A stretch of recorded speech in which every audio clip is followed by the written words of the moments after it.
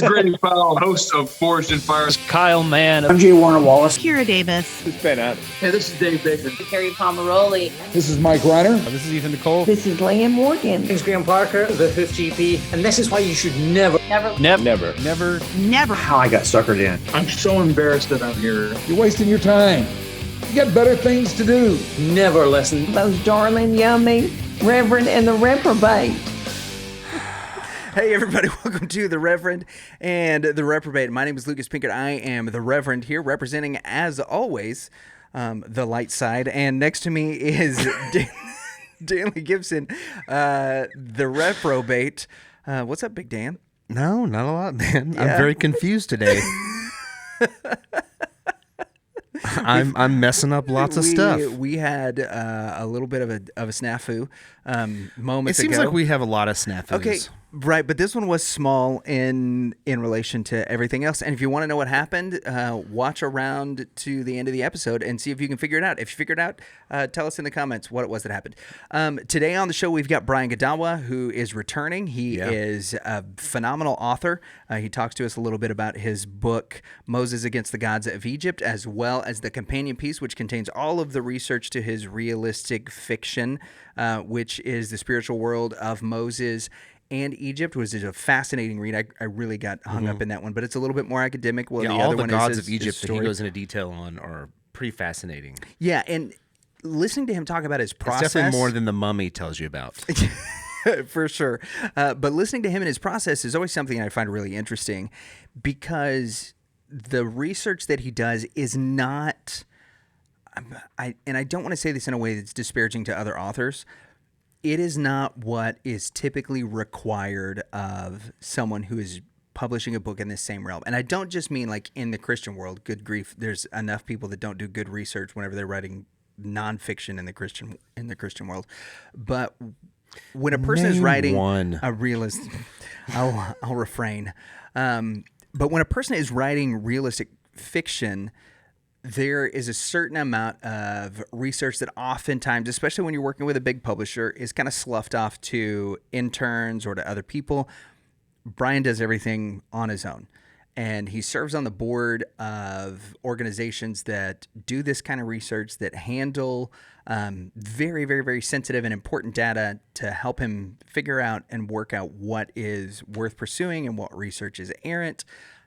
What stuff is on the fringe but is still credible, all of those kind of things. He does a great job of sifting through all of that, and he talks to us a lot about that stuff. So if you're interested in that, there's a ton of it in this episode that is just utterly fascinating. If you want to know where the biblical story fits into the actual history of the world, as we were taught, not that one of them is mutually exclusive from the other, he talks a little bit about that. He talks about some of the new discoveries in archaeology, which might lead us to believe that the movie The Ten Commandments didn't have the right Pharaoh.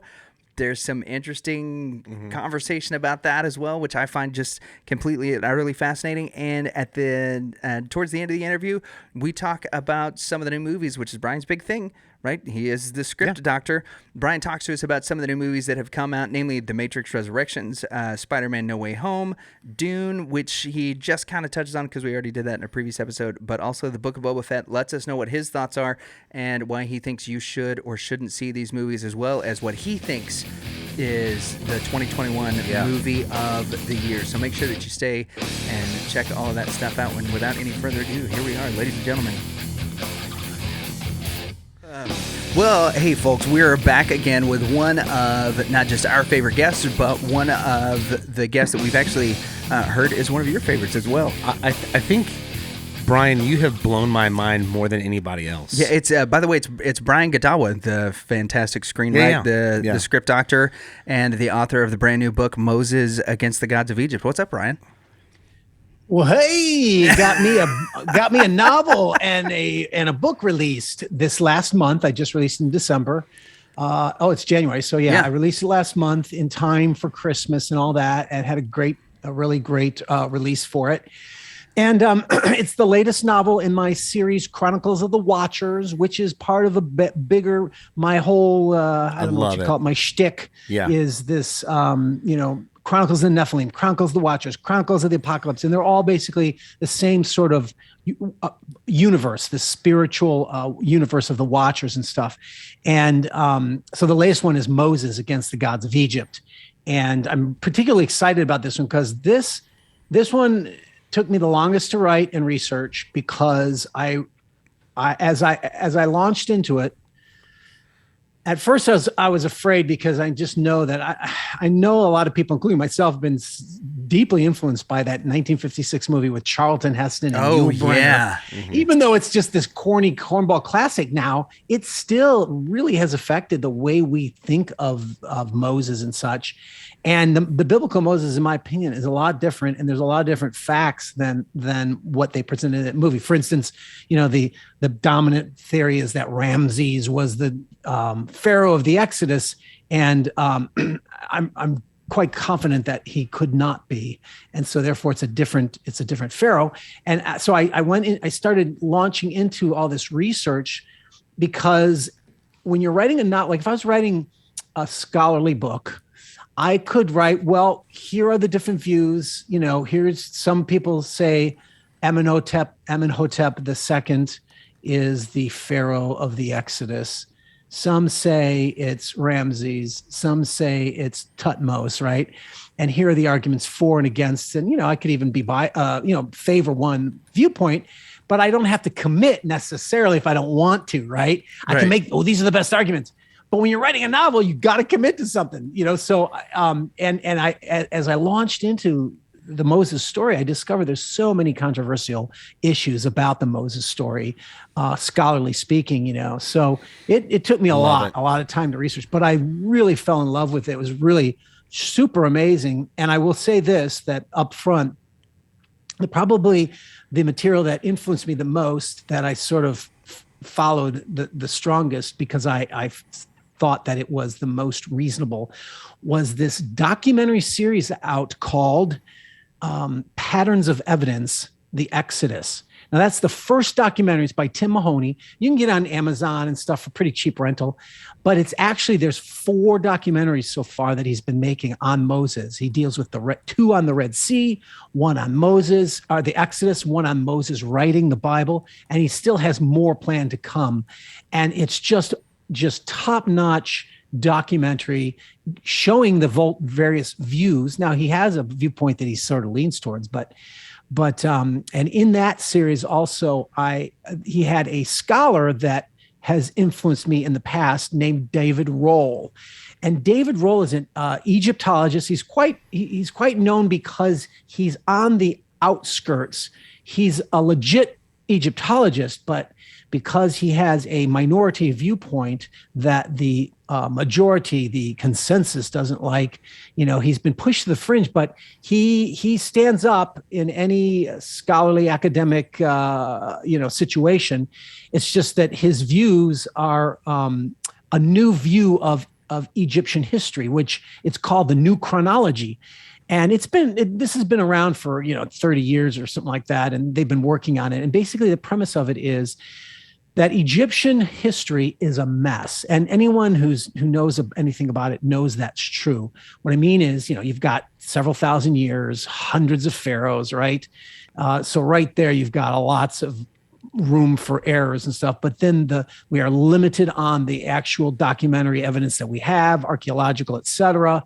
And then there's holes, there's a lot of overlapping, there's a lot of contradictions. There's so many things going on with Egyptian history that while there is a general consensus for the timeline of the Egyptian pharaohs, right, and the various events, it's not by any means is it settled.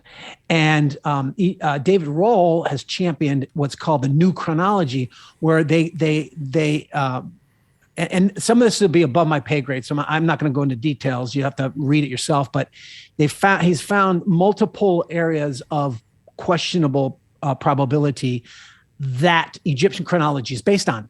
And if that's true, if these issues are dubious, then the whole system can shift by as much as 300 years in terms of actual dating. So, for example, he'll argue that the consensus view, says that Ramses was around 1250, and I think the New Chronology view says no, he's around 1000 or something like that. But the interesting thing about David Rohl is he's not a believer; he's an agnostic, but he still believes, and he argues that the Bible is basically rooted in historical facts. Whoa. So whereas most of archaeology and most history now is led by what's called minimalism, that is critical scholarship that minimizes the Bible, is one way of putting it. Right? Yeah. But minimalism, which basically believes that basically the archaeologists and historicists are out to discredit the Bible. Now, 50 and 100 years ago, it was the opposite. The archaeologists were out to prove the Bible, and that was just as biased. But Rohl is in the middle. Like, he doesn't believe in the God of the Bible, but he believes that the material is far more historical than what modern scholarship is willing to admit. So he actually proves a lot of fascinating things from the Bible, and he finds, because of this error in the chronologies, and he shifts the chronologies around, he finds that there is actually, whereas most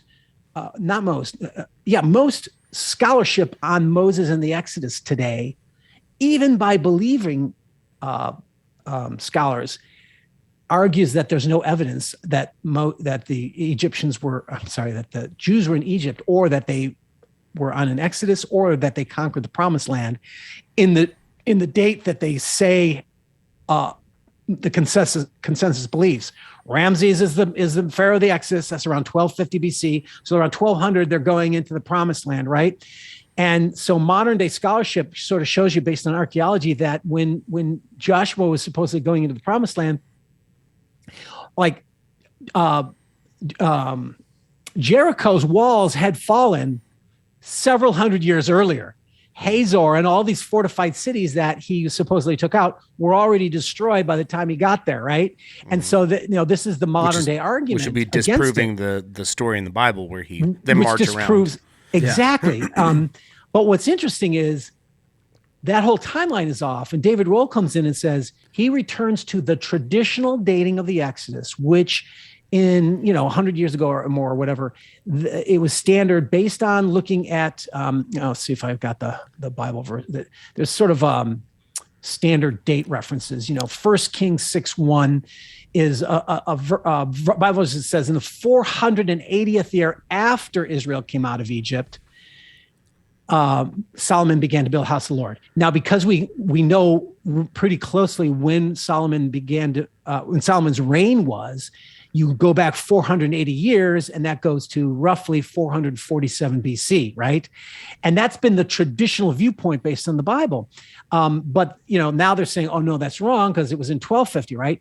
But David Rohl says, no, that 447 date is the accurate date. And that means it's a completely different Pharaoh. And what's interesting about that is that if you place it back in that time period, then that's several hundred years earlier. Then that's exactly around 1400 BC is roughly when Jericho fell, Hazor, and all these various cities in Canaan, right? And so all of a sudden it fits the Bible, and there's evidence. Wow. There's real evidence of these things that they say there's no evidence of. Mm-hmm. And not only that, but the most fascinating thing, and this is possibly one of the most dramatic, I think it's been said that one of the most amazing archaeological discoveries in the century was that there is a team excavating still at the location where the Bible called the Goshen or Pi Ramses. And that area has been excavated now for decades, led by an Austrian, not a Christian, an unbeliever, Manfred B. Tack. And they've been excavating various levels, and they've discovered that there is a massive amount of Semites who are buried in certain levels in that city, which in that ancient time period was called Avaris. They've discovered the name was Avaris. Later, it became named Pi-Ramses after the era of Ramses, the pharaoh, right? But before him, it was named Avaris. And there's all these Semites, and Semites are not Egyptians. Semites are from the northern language group, which includes the Canaanites, Israelites, Assyrian types, some of these Amalekites, you know what I mean? So they're basically the genotype of the Israelites. How do they know that they were Semites? They check the genes? Yeah, no, I don't know about genetics. Okay, but based on the they studies, have reason to believe that they're Semites. Yeah, and this is by unbelievers. So this guy doesn't believe that it proves the Bible. By the way, the Austrian Manfred Bietak does not believe it proves the Bible. Why? Because he's holding to the traditional consensus view that happened around 1250 BC, right? Mm-hmm. And he says at the layer around that 1250 BC, when the Exodus was supposed to occur, there's no evidence of the Semites, but they are there about 300 years earlier. And so what's fascinating is it's almost like they left. It's like around 1440 BC. Yeah. Almost like they were kicked out and given gold to leave. Yes. And by the way, that's including several hundred years before that, which is Joseph's reign. So he's unwittingly showing that the traditional dating fits the paradigm and shows massive evidence of Israelites. Now, they look at their burials, the way they're buried, and they even find differences in burial levels in terms of the way they're buried. So there's one point after which those dominant Semites, which now this is before Sinai, this is before the law, but they still they were connected to Joseph, and so they still had, some of their ancient traditions, right? Right. And so they're Semitic, and it fits the Israelite populations. Anyway, then they're gone for a while, and then new Semites are there, but they're completely different the way they're buried and completely different culture. And these are the Hyksos. And so you've heard that there's this time in history where Hyksos invaded Egypt, and they took it over without a fight. It was just odd. And there's debates over who they were and when it occurred, right? A lot of people believe the Hyksos occurred, that the Hyksos may have been the Jews. But I hate it when those Hicks move in. Yeah, those Hicks. And so dying Hicks. There was the Exodus, and then the rednecks took over, like the Anglos whenever they took over Rome. Yeah, those Hyksos. That is a great name to play with, that's for sure. Them Hyksos. They came in there putting in foil over their windows and. Yeah. Okay, I'm sorry. Go ahead. No, that's okay. My problem is I get so into this stuff that I lose my ability to have some fun. I'm really good at interrupting with nonsense. Meanwhile, Danley's trying to turn Cairo into a trailer park. I already have some questions about the mummy. No, I'm kidding. Back to the Hyksos. But just to finish this real quickly, and is that. So there's different theories of when they occur, and it's not set in stone, but it's traditionally that they thought that they were even there before the Jews, or maybe sometime during the Jews if they were there, the kind of thing, right? And David Roll argues that no, actually, and this fits exactly what the archaeology is the Hyksos came after the Jews, and the word Hyksos means shepherd kings. It was an Egyptian term that is reference to roaming nomadic tribes from the Negev, which is the area where you had Amalekites, Canaanites, and Anakim and all this. And so the point is they're going to have that common Semitic background of Jews, but they have a very different burial structure. They have very, very different religion. So it shows itself in their burials. And so what happens is you have all of a sudden this massive population of Jews are gone. And then there's these mass burials of children. When did that happen? Like a plague? Yeah. And then they're gone. And then the Hyksos are there. And it fits perfectly the paradigm that when the Exodus occurs, remember that the plagues wiped out almost all the crops, all the food. So they're starving. They weren't exactly in a position to defend themselves. And then they follow, the Israelites, and their army gets wiped out by the Red Sea. Wiped out at sea, all their chariots. So they don't have an army. Many of the people are dead. They're in famine. That's the one time in Egyptian history that a band like the Hyksos could come in and take it over without a fight. And sure enough, that's exactly what we see.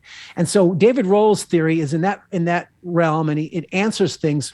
And he's got a lot of archaeological references. And this isn't just made up stuff. It's rooted in a lot of documents. Now, it is a minority view in scholarship, but of course, the truth is always a minority view. Well, but anyway, this is one of the reasons that I love having Brian on, and why he's the perfect guest for us to start out our new year, is because we can ask a very small question and get these really wonderful, in-depth answers.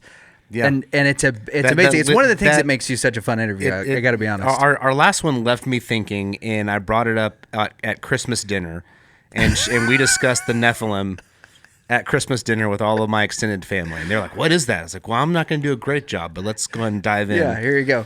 You should have just handed him a jump drive with our episode on it. Be like, here, just listen to this. Here, let me grab your phone and download. It's a difficult situation because this whole thing with the Nephilim and the Watchers, I readily acknowledge that it sounds wild. I know that they're actually... I'm fascinated with it. Yeah, it is. But here's the thing. There is a wide... I think sadly we live in a conspiracy theory culture. People are so willing to believe sensational things that aren't true just because they're sensational. I really believe sort of the masses are so easily swayed by lies, and which is what we're seeing now. And sadly, I do think that there's a what's being called mass formation psychosis. It's actually a theory of how people are so easily swayed to do things that are so obviously later to be wrong. Anyway, so we do have this big, fringe world of people who love aliens and all this kind of stuff. But we have our Christian version of it as well. And it does involve a lot about Nephilim, giants and watchers and demons. But they also they believe into these fantastical things that are going to happen in the end times, and we're in the end times and all. So I admit that there's a lot of wild and, sort of unhinged people connected to this. However, there's a rooted scholarly approach and understanding of the Nephilim and the Watchers that is it's rooted more theologically in the Bible, and it's not as sort of sensationalistic as a lot of these people are making it out to be. And that is the group that I'm a part of. And I sort of say the patron saint of that group is Michael Heiser. He's the guy that wrote The Unseen Realm. His work influenced me actually to write my entire series of novels. It was you guys have become friends, haven't you? You and Michael Heiser? Yeah. And I'm on his board of his ministry and stuff. And so I guess I just want to get that out that there is what I would say a more responsible approach to this that acknowledges that it's still wild. But here's the bottom line: is I think there's a renaissance now, or or I don't know what you'd call it, but a return to a way of interpreting the Bible that seeks to understand it in its original ancient Near Eastern context, not in our modern day scenarios. So basically, when you think of the Nephilim and the Watchers, you don't close your eyes and picture a Michael Bay movie. You're trying to think of when it was originally written, what was going on at the time, and what the words are actually. Yeah. Now, I do believe I want to make a Michael Bay joke, and then I didn't land the last part of it. But it's accurate. Yeah. In what he's talking about. I like some Michael Bay movies. 13 Hours was awesome.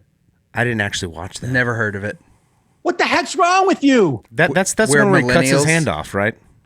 No, it's the one where they're it's the Benghazi thing, man. Oh, I did see that. I saw that. That is Jim Halpert from The Office. That was awesome. Yeah. I didn't know that was Michael Bay. Yeah, that's Michael Bay. Oh, it seemed so tame. Yeah. Or is it Jerry Bruckheimer? I'm pretty sure it's Michael Bay. We'll get our producer to Google that as soon as he finds out how to spell Bruckheimer. But I derailed you, which is the one thing that I'm good at. Everybody's got to have an and now we're talking about Michael Bay. Back to like you said, we're seeing a return to responsible scholarship. So my point about it is that the way the ancient Bible writers saw the world is very different from the way we do, and we are so infected by modernist scientific worldview. Even those of us who pride ourselves on, I'm not an empiricist. I don't worship science, right? But we have been so deeply affected by it, we don't even know it, such that the way we're interpreting this literature, we put upon it our own definitions of what history should be written like, what facts are supposed to be written like. And so we missed a lot of the poetry, a lot of the figurative language, a lot of the hyperbole. And because the way we are so culturally prejudiced that when we're reading a text and that sounds fantastical and sounds impossible, we say, well, God can do miracles, so we've got to believe it, or otherwise we're liberal or we're saying the Bible's wrong. But what happens is when you look into the nature of literature of the ancient world and understand the Bible's context within it, you start to see there's a lot of the language in the Bible that is not, it's hyperbole, and we're taking it literal, but it wasn't intended to be literal, and it wasn't intended to be lying. That was the way they wrote. So for example, when, this is one of my favorite, cases is the, if you look at the prophecies of the Old Testament, of the events that occurred back then. I'm not talking about prophecies for the future, but like, Daniel prophesying the kingdoms, right? Mm-hmm. These things have occurred in history. There's a lot of Isaiah. A lot of their prophecies were about the Babylonian exile. So when you look in the prophecies and you see the language of them, like Isaiah 14, I think it is, and you see that they use the language that nowadays people say, well, it has to be literally true because God does miracles. The stars fall from the sky. The moon turns blood red. The earthquakes, the whole earth shakes. And what happens is if you deny that, you're denying that God can do miracles. No, not at all. What happens is you research the nature of the literature and language of that day, and you find that pretty much all the religions wrote that way when they were describing the fall of a nation, a people, or a city. They would use terms like the moon turned blood red, the sky rolled up like a scroll.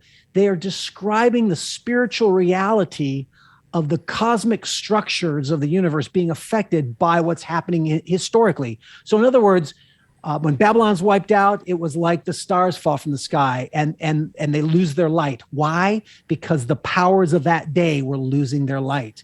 And they linked the stars of heaven with the authorities on earth. So when they would describe the fall of Babylon, or when Jeremiah would describe, I think Jeremiah 4, he's describing the fall of Jerusalem in the hands of Babylon. He describes it as if the whole earth is returning to the pre-chaotic waters of Genesis 1.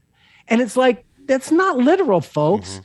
And so for you to say that it should be, or you're liberal, or you don't believe God can do, like, you are actually imperialistically imposing your modernist bias, and you're the one who's liberal because you're the one who's trying to impose your modern day view upon an ancient literature. And so the more that I study this, the more I discover this kind of writing. And there's lots more examples, and I actually have some of them in the Moses story as well. I don't want to get caught up in details. Specifically the plagues, like the plagues, they keep coming to my mind of, talking about fantastical things happening that we conventionally believe are miracles. All of the awful things that came down on the right. Egyptians. What do you think about that? Well, I do think. Right. So just because here's the thing, just because I'm arguing for figurative and hyperbole and poetic language, and this is the other problem that people respond, you're saying the whole Bible's just a bunch of mythology and a bunch of symbols. It's like, no. Right. It is very symbolic, but the symbols refer to historical things. So, and the truth be told, if you read prophetic literature, you see symbols are wrapped up with historical facts. So it's a mixture. You have to study to show yourself approved. You have to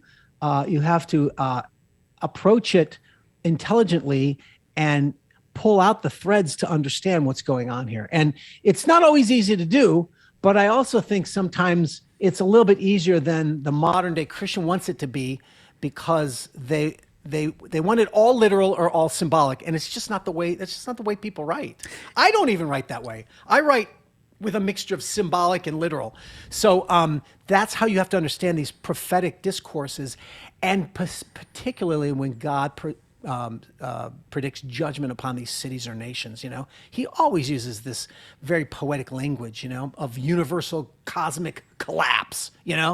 And so that's just one aspect, but there's so many aspects that affect it. The numbers of the census in the Bible, one of the traditional issue. Well, let's talk about the plagues, because you brought the plagues. That's cool. Now, I do happen to believe that the plagues are essentially historical, but what they really look like and how they actually worked, I don't know. But there was an attempt by liberals to say, okay, this may have happened, but there's no evidence of it in history. And the problem is that really most kingdoms, but particularly Egypt, Pharaohs did not write of failures, right? Yeah. So if Pharaoh's kingdom was wiped out, he's not going to say, Now there might be someone who writes something and it does get through, but in general, it's not going to be easy to find. Year 340 sucked really hard. We're not going to be celebrating 2021. We're going to talk about how great the next few years were. The Israelites kicked rocks and we were swallowed up by a river. Exactly. You're not going to, in general, see that. Now, that doesn't mean it's not going to exist, because there might be scribes who do. It's just not, they may not be the accepted ones by the king, and so they're going to be hidden away or something. Or burned. Or burned. But as it happens, David Rohl argues that there actually is a piece of literature that does reference the plagues, and it's called the Admonitions of Ippyware, the sage. And it is a sage scribe who's writing, and he has these in his books, and I wrote about it in my book as well. See if I can find it. Some examples where so he's writing. And they don't know exactly when the time period is. But there is evidence that it was, lo and behold, and this isn't from Christian believers. There is some archaeological or manuscript interpretation that it was around the 1400s, which is pretty perfect, right? Yeah. So the plague in the records he brings out, this sage is writing about the fall of Egypt, and now it's in language that. It's not going to be a one-to-one correspondence with the Bible, right? Because obviously they're going to have their own interpretation. But there are phrases like he's wailing. It's like the Book of Lamentations. He's wailing about all these things upon Egypt has fallen apart, and he says the river is blood. As you drink it, you lose your humanity and thirst for water. The river is blood. By the way, that's the Nile, obviously, right? Right. He talks about gone is the grain of abundance. The nobles hunger and suffer. He's talking about the destruction of crops, the death of livestock. He talks about many people dying. There's a dark of the storm. There's the whole of the delta cannot be seen. So the delta was where, Goshen was where the Jews were. Yeah. And the plague of darkness was nothing could be seen, right? So now it's not like he has every single I didn't hear anything about frogs. Plague in there, right? But the description, there's the behold, plague sweeps the land. He talks about let's see, there's some reference to foreigners are acting like Egyptians and plundering the Egyptians' goods, and that's exactly what the Jews did when they left, right? Yeah. And then lastly, there's most of the plagues are accounted for in his one accounting. Yep. Yes. How many? No, Danley just said that most of them are, and it sounds that way. Yeah. Like the language is all there for all of it. But it would also make sense if you're being wiped out with all this stuff. The literary memory of what they're going to write about is just going to be the devastation. It's not going to be. And then there was this plague, and this 1, 2, 3, 4. You know what I mean? Yeah. But the point is the language matches that massive destruction, and so there is possible manuscript evidence of this happening to Jews. And by the way, there's an ancient historian by the name of Manetho and he writes about in the time of Pharaoh Ptolemaeus, which the problem is Greek, and the problem is Greek names for pharaohs don't always translate, but sometimes they're similar. So it's very likely that he's referring to Pharaoh Dudimos. He said Egypt was struck by God, and it's like, guess what happened? Guess what? David Rohl argues that Pharaoh Dudimos is the Pharaoh of the Exodus. Now, he's not a well-known pharaoh. He's actually quite obscure, but there are some documents. Almost like he messed up big time. yeah. But he's at the time of and now in the consensus view, he's in a different time period. But in David Rohl's view, he's placed right in that time period. So I don't want to get caught up in too many academic details, but there's a lot of that stuff that I had to wade through. But one of the things I found so interesting about the plagues was actually my study of. So one of the Bible verse that sort of inspired me to write this was Exodus 12:12. Yahweh says, "I will execute judgment on all the gods of Egypt." And this was during the last plague that he mentioned this. But the idea is, what does that mean? I will execute judgment on all the gods of Egypt. So the plagues are judgment on the gods of Egypt. Well, in what way were they, right? And the traditional view, one of the views was that, well, okay, Egypt had a lot of gods, and so there's a Nile god, so the blood Nile is a judgment on that god, and the Nile was very important to them. And there's a frog god named Heket. So maybe that plague of frogs is there. There's a obscure god of locusts called Sennacherib. Maybe he's connected to that. But there's multiple problems with this. One is that not all the 10 plagues can find an actual god of that, like flies and stuff like that. But they don't match up. There's not enough to match up. And the ones that do match up, there's only a couple, like the Nile and Ra, the sun god, going dark. What about Ra and Anubis? And you can get those two, right? Anubis was the god of death, right? Anubis was, yes, he was actually the god of mummification, which is connected to the death and the death journey. And he would also be the one who weighs the hearts of souls on the scales of justice when they die. We'll get to that. But the problem is there's only a couple of them, and all the rest of them are so minor of deities that it actually wouldn't make sense. Like, there's no judgment on Isis, Osiris, Horus. The main gods of Egypt would be the ones you would think would be addressed, not these minor gods that are very inconsequential, to be quite frank. So it's not a one-to-one judgment. So what is it, right? Well, there was a liberal scholarship came along and said, well, we're going to try to believe that maybe this is basically historical, so maybe there's naturalistic explanations for them. And they started to argue that, there's this certain algae up north in the mountains that if it got released and came down the stream, it was red algae, it would turn the Nile red, and then it would kill the fish life there because the algae is bacteria-ridden, whatever. The frogs would escape because they're amphibians, but then they would carry the disease with them. They would die, and then the disease would reach the cattle. So they tried to describe a naturalistic scenario for how the plagues came one after another.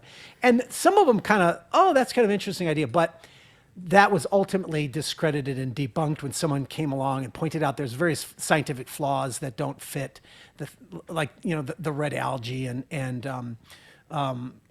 for instance, frogs can't carry the disease that they were saying they carried, which was it? I don't remember what it was, but staph. Yeah, it was actually something like that. What was it? It was anthrax. It was anthrax. Yeah, because that was the argument that they carried anthrax and anthrax killed people. Well, so that was discredited later by the fact that and then plus part of these whole plague things is that most of them only happened to the Egyptians and not to the Jews. So it's just not going to fit very well.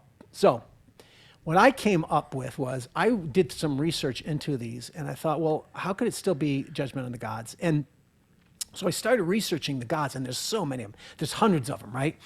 And I started cataloging them, and I cataloged them in my book, which is called The Spiritual World of Moses in Egypt. And that's the book that has all the research that the novel's based on. Yeah, so this is this the first time you've done a companion piece to one of your books? No. I also have one for the Jezebel novel. Okay. And for my Chin novel. What I used to do was I used to write an appendix. In the Chronicles of the Nephilim, you'll see like 100-page appendix. Yeah, so I've seen the appendixes. Yeah. Right. But what happened was I got so much into it, and they started growing, and they become unwieldy. And I thought, you know what? I just have to write a companion book every time instead of an appendix, and I can make a little bit more money on it too. Yeah, so, there you go. But nonetheless, and plus I was inspired because so many Christians tell me, I love your the appendices as much as the novel. So, we like to know where you get the information from. So.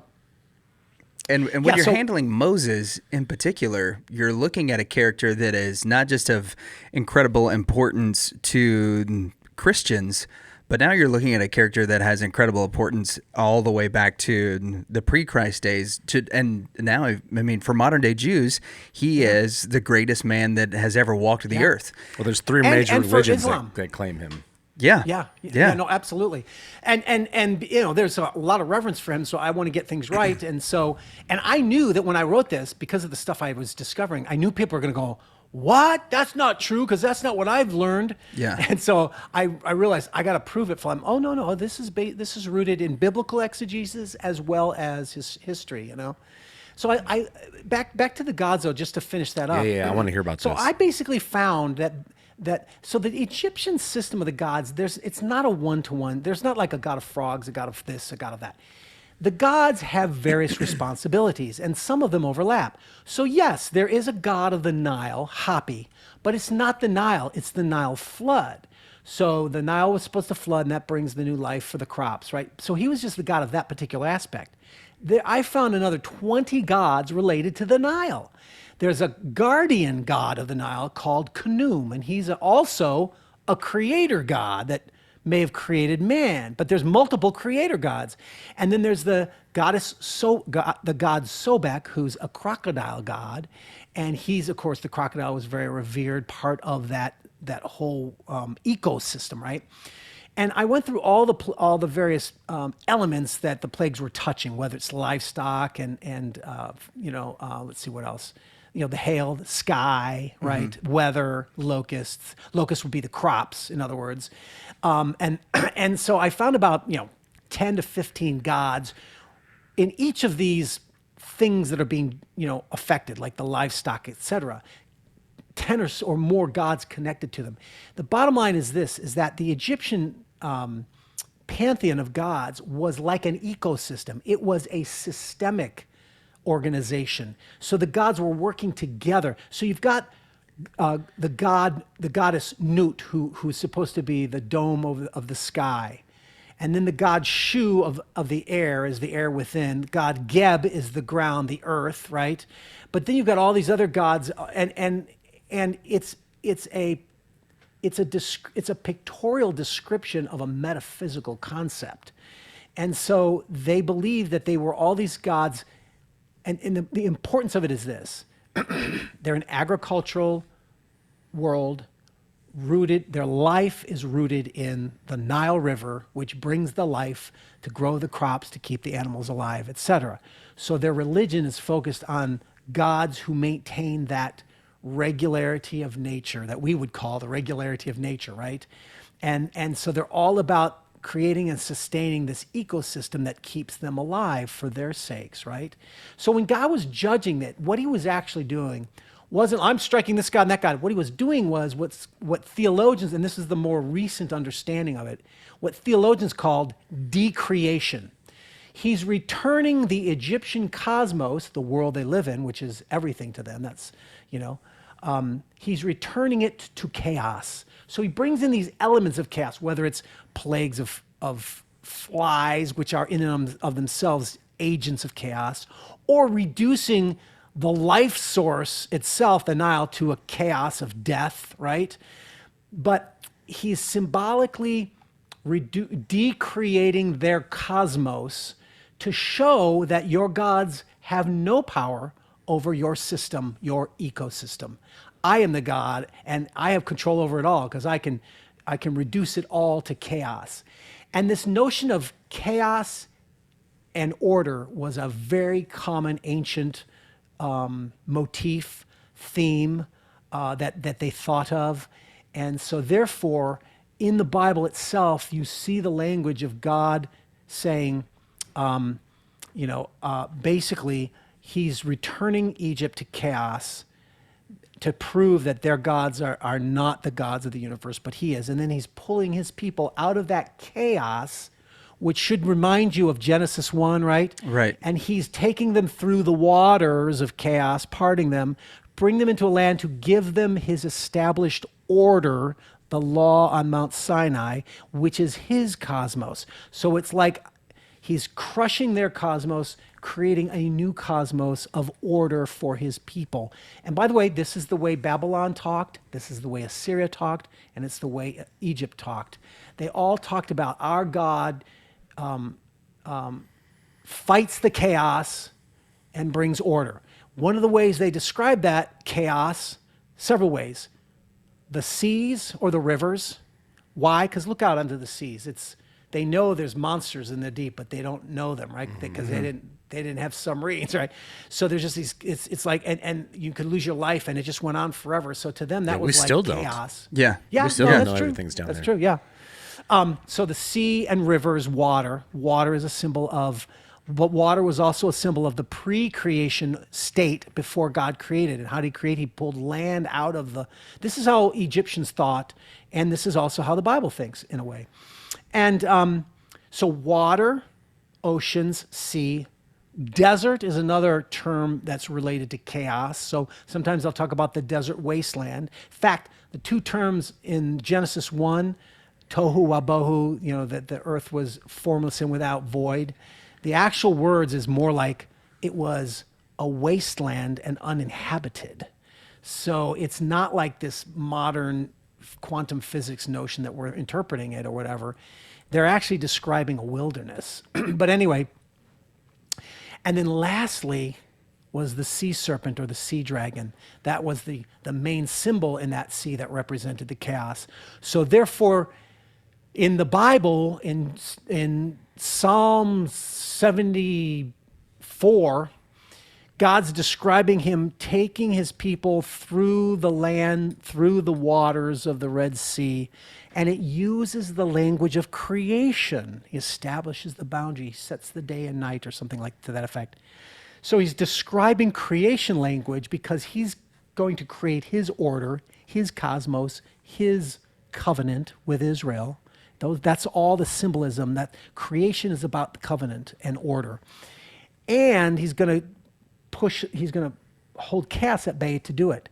And if you look at Psalm 74, you'll see Leviathan shows up in there. Leviathan, the sea dragon. It says Yahweh crushes the heads, plural, not singular, the plural heads of Leviathan. So Leviathan is a sea dragon with many heads, right? Yeah, I'm looking at it here in verse 14.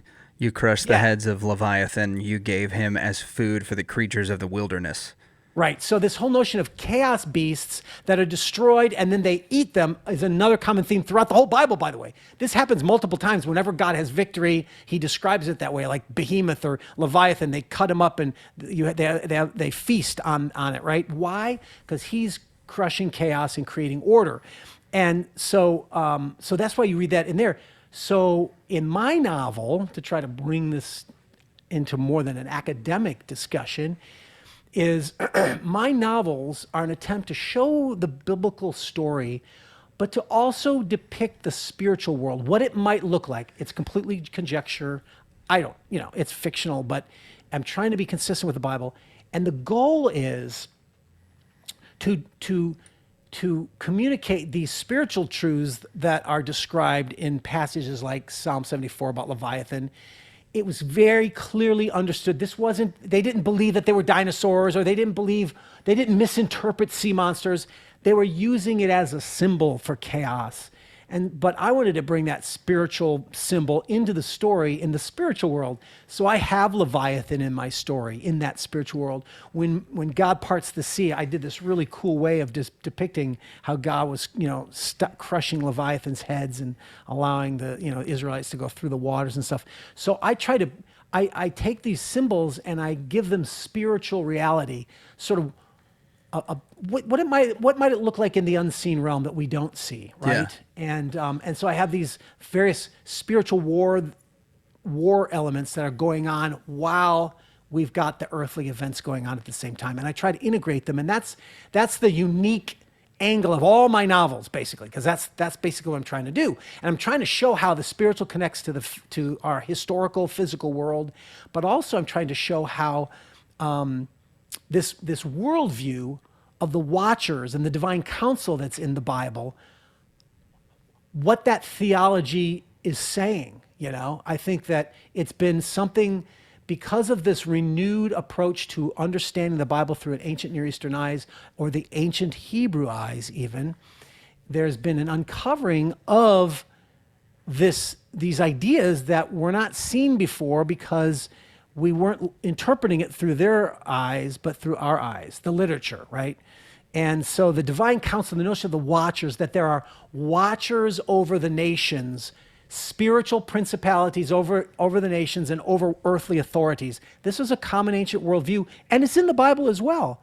And the Bible tries to make sense of that by saying, well, this is how we think it is. God gave the Gentile nations who don't know God, they worship idols. He gave them over to those demons and placed them under their authority, but he kept Israel for himself because he was going to make a people that would bring Messiah. And one day Messiah would come and he would win back all those nations from those demonic territorial powers, and he would triumph over them, and he would bring the gospel so that people from every tribe and nation could be saved. Now, not just becoming a Jew, but you can be from any tribe and any Gentile nation who can have faith in Messiah and be saved. And that's sort of the storyline that I try to flesh out in the midst of all the novels, including the Moses one. Well, so in the Moses novel, we have the actual Egyptian gods. They're demonic entities, right? And they're fighting to keep control over the Egyptians and to keep control over the Jews, because they know the prophecy says somewhere that there's going to be a ruler coming out of Judah, and we don't want him to take over, so we're going to try to find him, hunt down that bloodline of Messiah and kill him. So this is the kind of stuff that's going on in the story spiritually. And I do think you have not just a very creative way of bringing those things in, but because it's steeped in so much research, there is this incredible plausibility. I do like what you said before, that there's this sort of resurgence of people trying to read Scripture in the context of the Near Eastern view and how different that is. And I think one of the books for me that really helped open that door is a book by Michael Crichton, and I kind of categorize some of your stuff in this same realm. Michael Crichton back in the mid-70s wrote a book called Eaters of the Dead. And I don't know if you've ever read it. It's takes the first part of the book is an actual historical manuscript written by Ibn Fadlan about his journeys with the River Kings, which are the Vikings. This is where a lot of the name and stuff comes from. And then towards the end of the book, there's this shift into fiction where Crichton reimagines the story of Beowulf and kind of gives us the origin story about where Beowulf actually came from. And so it's this really weird marriage of these two. And if you've never read it before and you don't understand what it is, the whole thing seems like this translation of a historical document where Crichton then uncovers the actual historical narrative behind Beowulf. And it's really fascinating. It's really interesting. That's cool.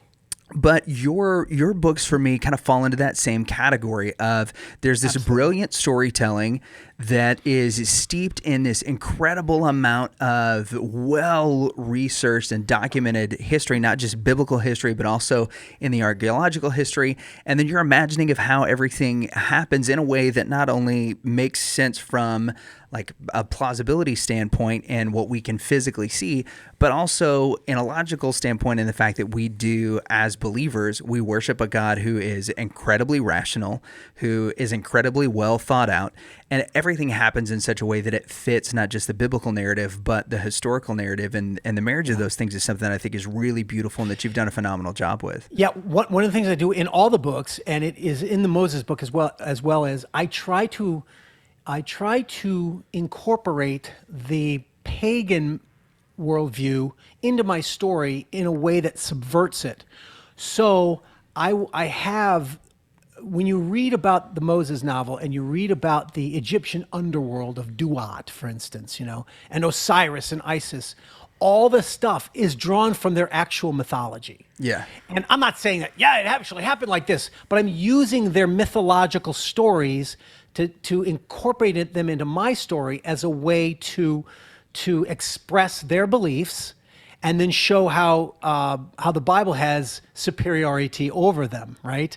And I call that subversion. So, for instance, you read about like if you read the Jezebel novel, there's a story in there about Baal, the storm god. Well, I drew it from the epic of Baal, literally, that exists from that world, and that's the story that's going on in there. And same thing with Egypt. There's books, people may have heard of these because they're kind of famous, right? You've heard of the Egyptian Book of the Dead, right? Right. What is that? I'd actually not known I've never really read it. I didn't really know much about it, but I had to find out about what this stuff is. That's what brings mummies to life. Yeah, exactly. Now, here's what's interesting. The Book of Ra reverses it, as I learned from Brendan Fraser. Not Tom Cruise. Yes. Yeah, not Tom Cruise. What's interesting about that is it is a book of spells, but spells are not what we think of them as. Spells are like, ooh, ooga badooba, come alive, right? No, that's not what spells are. You're all cursed. All of our listeners are now cursed. Abracadabra.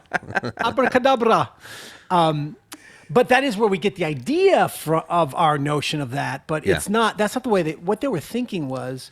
They had a very magical worldview, and what they believed was that they believed in the power of language and words, and so they believed that words had power to even get the gods to do things for you, and so the Book of the Dead is actually, the spells are simply things you're supposed to say first it started out as the journey for the Pharaoh. Then it was the Pharaoh and scribes and other royal people. But then as the millennia went on, it became the journey of every dead soul, right? But at first they thought it was just for the Pharaoh, right? But anyway, the point is it's a journey of the dead soul. And it's like reading Dante's Inferno, but a different version of it, right? Mm-hmm. And they describe going on the boat of Ra, and you're going through this river, and you come to these various gates, and you have to say these spells to get through, like to open the gates, or sometimes you have to know the secret name of the gods that are there, and that's what forces them to have to let you through, right? Speak, friend, and enter. Secret names. Yeah, exactly. Now, the Book of the Dead gives those, supposedly, right? And so you're supposed to know them so that when you die, you can get through these various gates. That's what the spells of the Book of the Dead is about. But what happens is it all leads you towards the judgment hall of Osiris. And Osiris is the Lord of the Dead. He was originally like the king, a king of Egypt, a god king of Egypt, and Set, the god of chaos, killed him.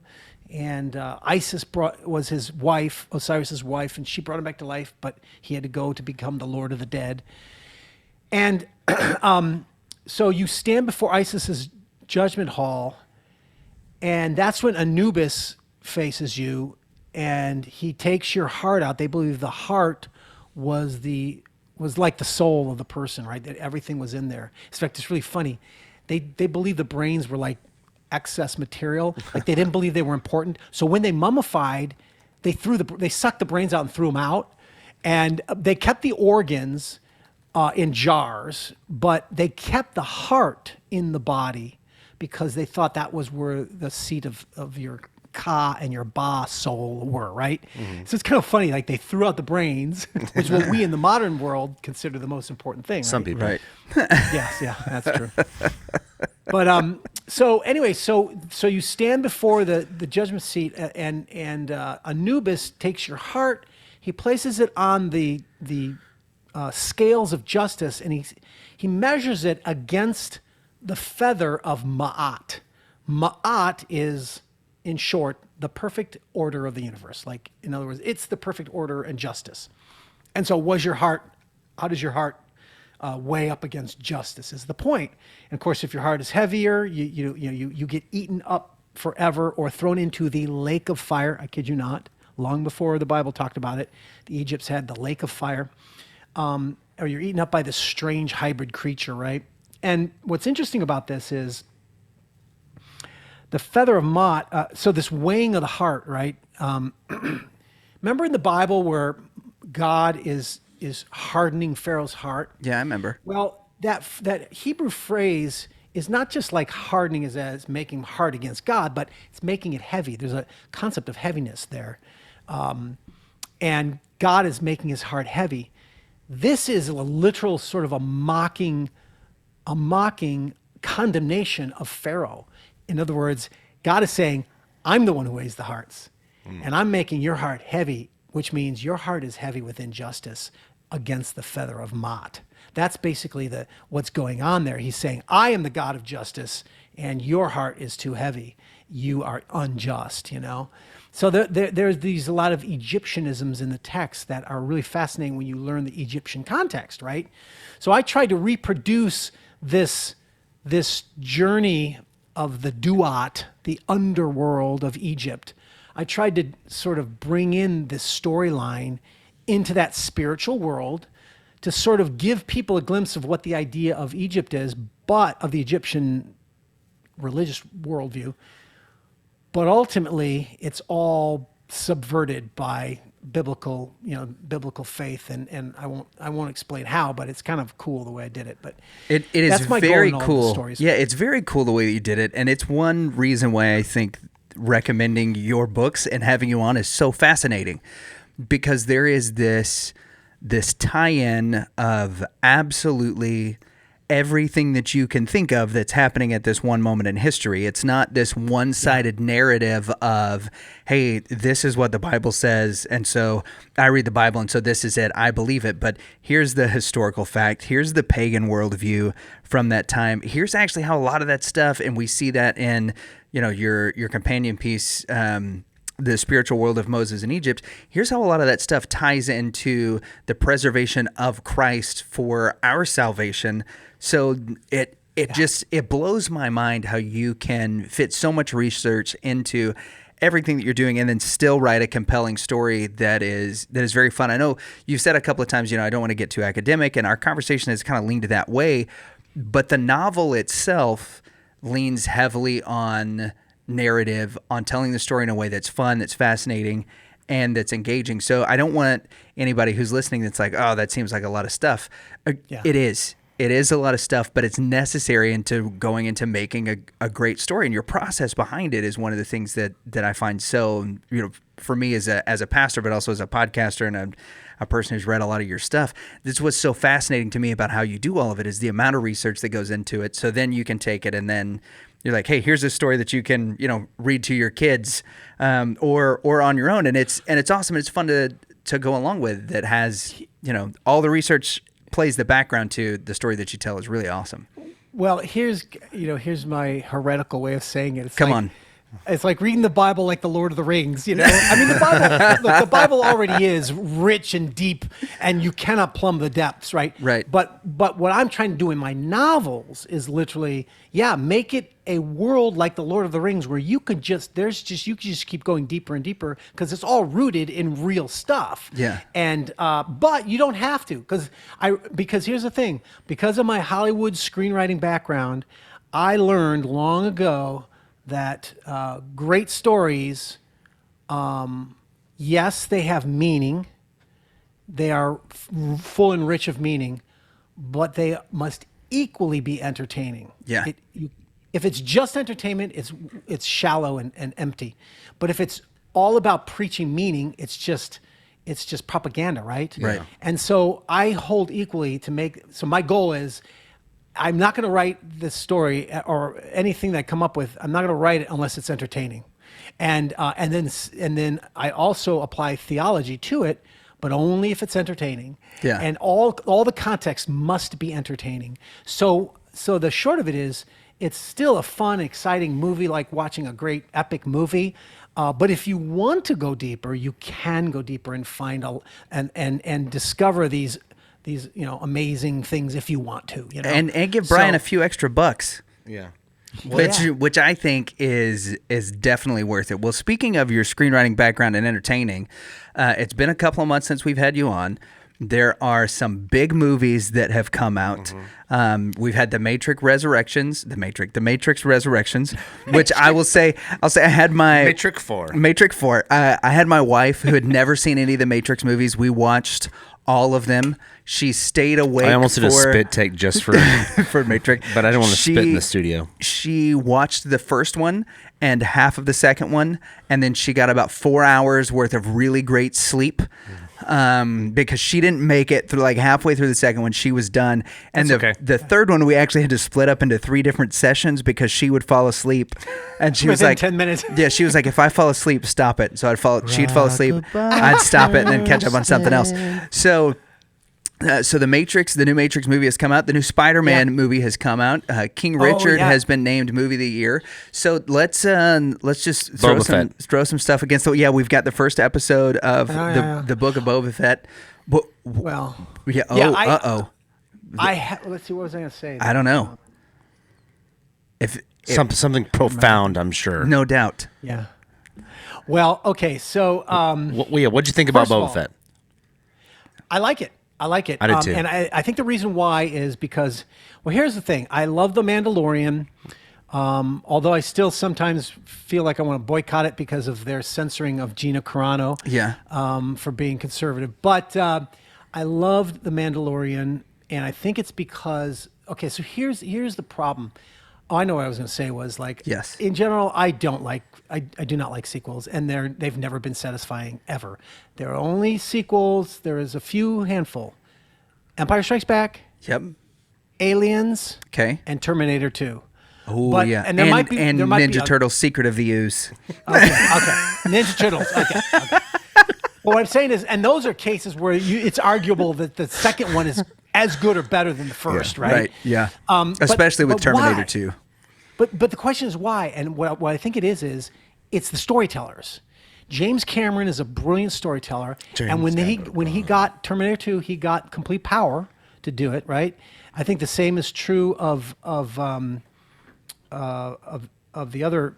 George Lucas had complete control. So where did he go wrong with the prequels? Yeah, I know, but then that's a different story. Yeah, but the prequels aren't sequels. He's just talking about sequels. Oh, yeah, that's true. Yes, by literals. definition. And I'm thinking this is Star Wars New Hope is the first movie. Right. Yeah.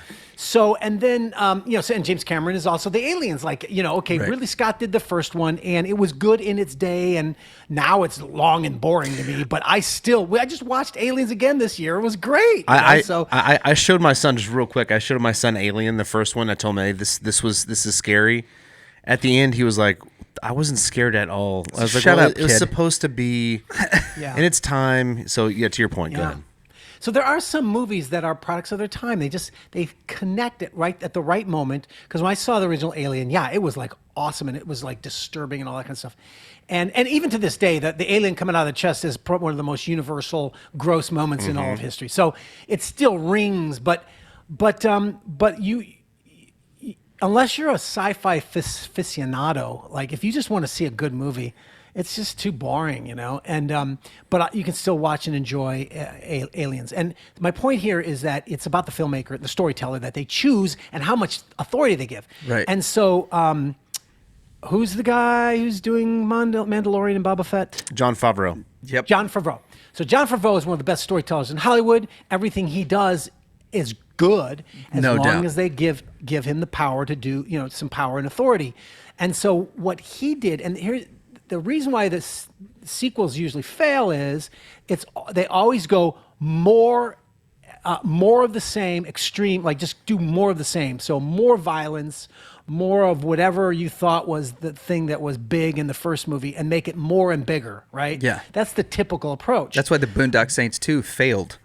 It's because they just tried to do like more of the same, and it just got boring. Look, I would argue that's how pretty much every sequel fails. It's just more and bigger, and it just boring. Yeah, Transformers 2. Yeah, and the since we're Back talking about to- the back Matrix to Michael movies, Bay. like that was it. Like the fight scene in the middle where Neo is like in the weird world where he's going to meet the Oracle that's between the doors. Yeah. It's just this 10-minute kung fu fight scene, and it's not only did we already see all of it, and we realized that the Wachowskis in whatever gender form they were in at the time were slowing down time. We're like, all right, great, this is cool, and now Keanu's going to do some more, but I can only watch that for so long. Exactly. And so, but the key to great sequels is, and it's not an easy, it's not like I can figure it out for each one, but because you got to have a certain amount of genius, which I do not have, but You figured it out for your go back to the books. original spirit, and you're able to, you tap into that original spirit, and what that is could be debatable, but Jon Favreau, basically picked up what was the original heart and soul of the first Star Wars that made it the greatest sci-fi movie It's in a history. spaghetti western. Yeah, spaghetti western, but basically no, it's a chase movie. Yeah. They're chasing someone who's special. It's like the chosen one being chased. And by the way, I've kind of thought about that for myself and been analyzing what are all the movies I like, and I tend to like all my books in my novel series. They're all chosen ones being chased. It's just whoever's the latest in the line of Messiah is the one who they're trying to kill. Right.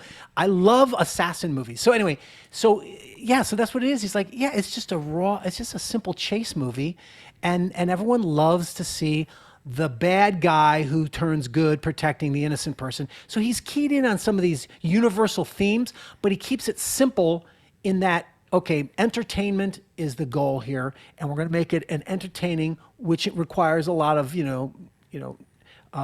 coming across different new scenarios and stuff. But my point is he went simpler. Yeah. Whereas if you look at all the sequels, they just get more and more complex, and then they get all political and all this complex layering, and it's just confusing as all get out. And that's not just this. I mean, that's the problem with Star Wars. That's the problem with, in my opinion, the Matrix stuff. They just get more and more complex, and they don't return to the simplicity. However, sometimes they do get that, and they try to. And what they do is they go back and replicate the first movie. So. The Star Wars with Rey, the girl Luke, The which Force one was that? Awakens. Force Awakens, okay? Yeah. That was a pretty good story, and it was a big hit. Why? Because that was when they hired the guy, what was it, Abrams or something? Yep, J.J. He Abrams. realized, I got to go back, I got to basically retell Star Wars, and that's what made it great, so I'll just retell it, but give it a female Luke. Now, there's a certain amount of truth to that.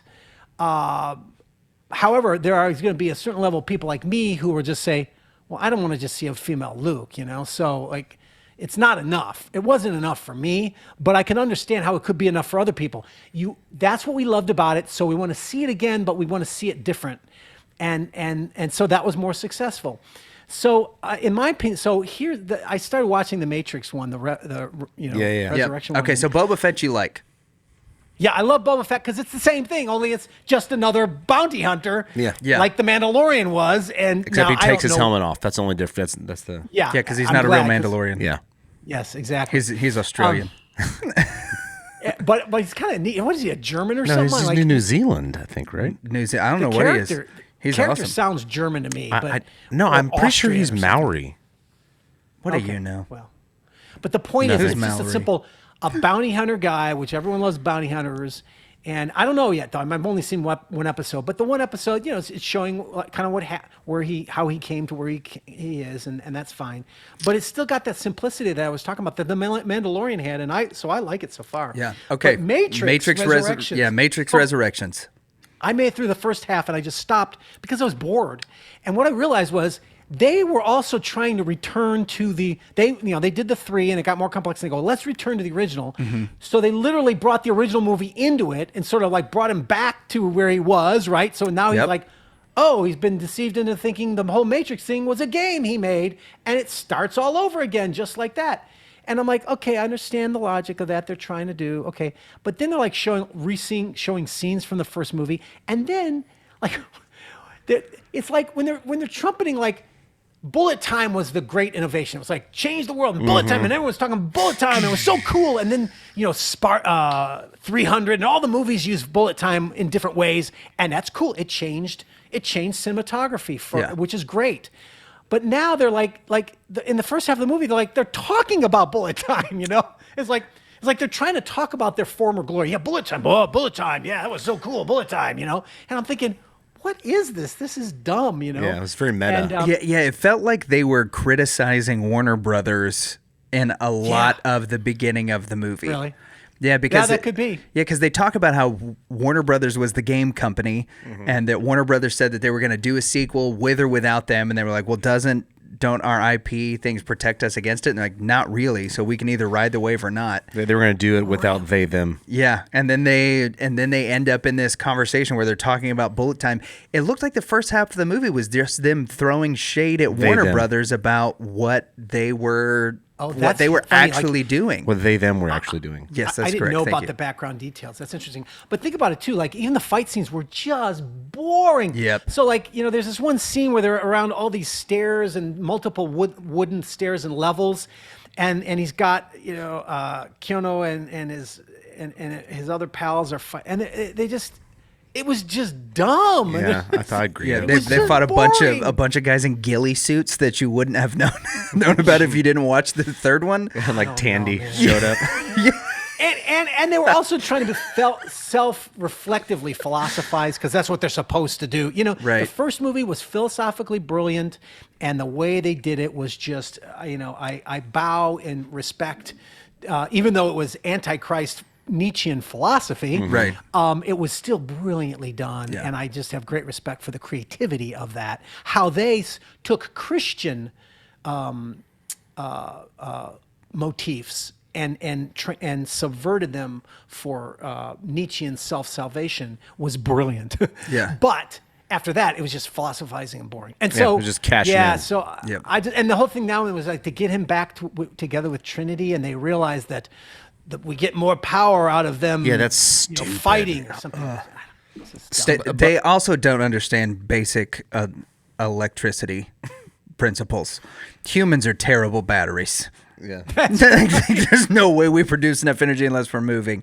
We're definitely not going to do it asleep in a tank. We would take way too much food to produce that much energy. So Matrix 4, yay or nay? Pass. Pass. Pass. I only made through half. I agree. Yeah. I love Dune.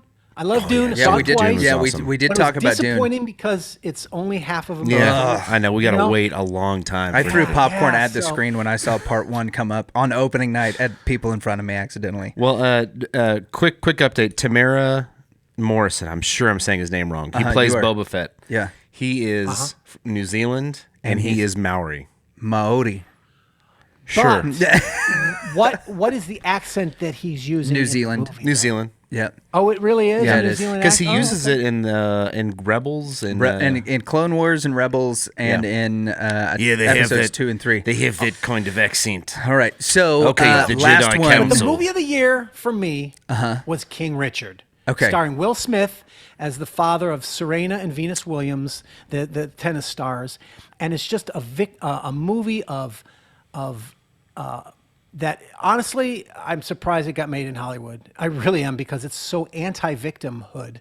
It's about fighting prejudice and fighting poverty and a bad situation through merit and hard work, not victimhood, which is just amazing. I thought this movie was going to end up being really preachy. Yeah. And I haven't liked anything that Will Smith has done probably in the last 7 to 10 years. You didn't like all the movies with his son in it? No. But I have to agree with you. King Richard was brilliant. And I've seen it twice, and I rarely do that. And it's the only movie now, for this whole year, it's the only movie that was like, this is so good. I'm remembering to tell people, oh, watch King Richard if you get what. All the other ones I just kind of forget. It's like, what are they again? Like, oh yeah, I like Dune. That was good. Dune might be a little bit better than that, but most other movies, I might say, oh yeah, that was pretty good, but I forget about it. Yeah. Not King Richards. It's like, I think it should win the Oscar, and he should win the Oscar for the role. In fact, I think that will occur. Yeah. I think he will win the Oscar. yeah, for this the was a role, good for sure. return to form for him. I haven't seen him this good since The Pursuit of Happiness. Yeah, and it was a complete inverse in terms of good acting that Jada did in Matrix 4. as an 80-year-old. Yes. Oh my gosh, so his Jada Pinkett wife Smith plays the what do they call her? The general. Yeah. And she's got a real Niobe. General Niobe is Jada Pinkett Smith oldified. I didn't tell Oh, you. I didn't you could notice take that. a Yeah. hovercraft. Yeah, that was not good. awful. It's not good. But he had a return to form, and she just continued to be subpar. Yeah, she was good. I thought she was Okay, okay. have you seen Spider-Man No Way Home? No, I've heard a lot of good about it though, so I intend to see it. All right. Well, that's I haven't seen King Richard's, so I'll watch that. okay. So we're gonna end this interview just like we end all of our interviews with a little segment we called Controlled Rowdiness. We'll keep it brief because we've kept you for way too long tonight. So these are rapid fire questions, which we already know that you hate, and we are happy to return you back to a segment that you don't like for the good of our listeners and our show. We'll try to make it as good as we can. Yeah. Okay, Danley, why don't you start? Okay, you mentioned Egyptologists earlier. Why are Egyptologists always in demon movies where they have to call in an Egyptologist to fight demons?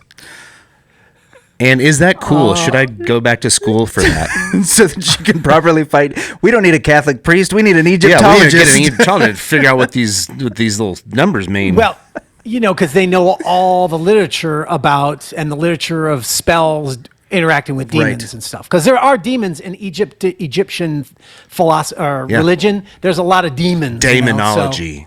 Yeah. I added So the A in there. Egyptologists would know about. Wasn't that the case in the It's all of them.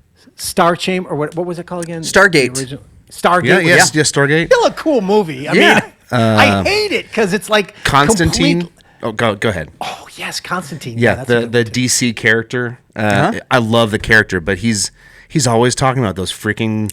They always need an Egyptologist. Yeah. All right. Well, you know what? Maybe that's just a way of not having to do because they don't want to do the Catholic or the Christian one. Yeah. There you go. Yeah, bring in an Egyptologist. Let's All right. do something different, something new, something fresh. Let's get some We don't Egyptologists. like these Christians. Let's get some sand. Okay. Favorite plague? Ooh. Good question. Well, since I wrote about it, Yeah. That's what I want to know since you wrote about it. my favorite plague was the darkness, because it was it was describing it, because the Bible says that it was not just darkness, it was so thick you could feel it. So imagine what that was like. So that was my favorite plague because it was so weird, and Jews could get light. Now it was dark, but the lights could work in the Jewish quarters, but lights would not work in the Egyptian quarters. My question is a two-parter. Okay, here we go. Part 2 first. Who? Okay, so so your book Moses Against the Gods of Egypt gets adapted to live action with CGI characters. Who does the voice acting? Who do you cast as voice actor for the Leviathan? There's no voice for Leviathan. The correct answer is Frank Welker. Okay. Why Frank Okay. Welker? He does every cool bad guy, even non-speaking roles, just animal voices. Yeah, he just grunts. Yeah, he does them all. Okay. He's the guy. By the way, that was another cool thing in the Moses story that I didn't mention. We all got this idea of Moses, let my people go. Well, the Bible actually says Moses had a stuttering problem. And literally, he had a stuttering problem, and it's in the text. It's not just Today, Junior. Yeah. exactly. So he's not this although he was probably a general in the Egyptian army. But the point was I bring that in the story that I don't think that's ever been done before. He's actually stuttering, and there's a point where God gives a miraculous overcoming it, so that you don't have to read it throughout the whole novel. Right. Yeah. Stuttering throughout the whole novel. That'd be rough. T. First part of the question is who would be the most fun god of Egypt to fight? That's pretty good. Thank you. Most fun? I don't know about fun. I mean, assuming that you have some kind of power, Yeah, the there you go. Cool. Lord ordains Yeah. you. Who would be the coolest one to fight? What would be the coolest fight sequence? It would be because since I did write about it, it would be Set, because Set had this like canine head, but he's also had a mace. Set was kind of like the storm god, and so he also had this mace that only he could hold, kind of like Thor's hammer. It was like that, and so he's kind of and he ends up being that. Toss him some rawhide. Yeah, there you go. If you could make any documentary about a laptop, what laptop would you pick, and when would you release that movie? Well, I wouldn't do a documentary. Okay, I would there you do go. a political satire. Okay. About Hunter Biden's laptop that all the world's news media has been trying to keep from you finding out, and I would write that movie as a political satire, kind of like The Big Short or Wolf of Wall Street. That sounds great. And it would be both funny and tragic and pathos, And full of terrifying. pathos, but also and terrifying, yeah, and full of dark evil. And it would be called My Son Hunter, and I would put it. It would be raised by funds because nobody in Hollywood would pay for it. So we would raise crowd funds, and you can go to mysonhunter.com to find out more information about the movie, which should be out in a couple months. And I would star Gina Carano in it, because since Disney got rid of her, we would take her on and accept her into our fold, since the haters won't. That is freaking awesome. That Wow. sounds great. That I'm very in for this very hypothetical movie, which we will interview you about later whenever it comes out. Now she doesn't play the stripper that Hunter falls in love with. There is a stripper that he falls in love with because he had that problem. Yeah. She plays a Secret Service agent who's protecting Joe Biden. That sounds as more he's like her alley. sniffing her hair. Oh man. And you could have Frank Welker do the voice of the laptop. Okay. And on that note, Brian, thank you so much for coming on the show. It's a pleasure as always, man. We really appreciate the time. Thanks for having me. Freaking Gadawa. You know what? It's always great to have Brian back on the show. Yeah, Brian's great. Again, like I tell him in the episode, we last talked, and he absolutely blew my mind. Yeah. With the Nephilim, the Watchers, some of these concepts that are talked about in the Old Testament that I never really thought too much about. Yeah. And I've been thinking about it, and I brought it up and talked about it at Christmas with my family. Right. So that led to some very interesting conversations. Yeah, it's completely fascinating, and what he's doing is unique within Christian literature right now, especially with the success that he's having. Mm-hmm. And I think the guy's brilliant. It's really hard for me throughout this interview not to just feel like I'm continually just like heaping praise upon him instead of asking questions.